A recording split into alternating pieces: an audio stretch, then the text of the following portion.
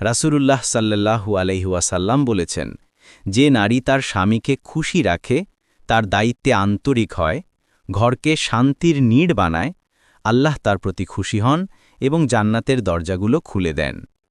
হাদিসের অর্থ: অন্য এক বর্ণনায় এসেছে, স্বামীর সন্তুষ্টি অর্জনকারী নারীই হল সবচেয়ে সফল নারী। তাই একজন স্ত্রীর জন্য স্বামীর সেবা ও যত্ন নেওয়া কেবল দুনিয়ার ভালোবাসা নয়, বরং পরকালের জন্য সোয়াবের কাজ। যেমন স্বামীর কষ্টে পাশে থাকা, তার জন্য দোয়া করা, তার জন্য হালাল পরিবেশ তৈরি করা, তাকে নামাজ রোজায় উৎসাহিত করা, এগুলো সবই ইবাদতের অংশ।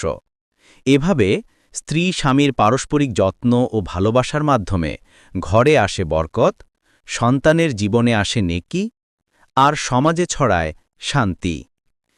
প্রিয় দর্শক, আশা করি আজকের এই আলোচনাটি আপনাদের ভালো লেগেছে। ভালো লাগলে অবশ্যই লাইক করুন, কমেন্টে আপনার মতামত লিখুন এবং এই ভিডিওটি শেয়ার করুন যেন অন্যরাও উপকৃত হয়।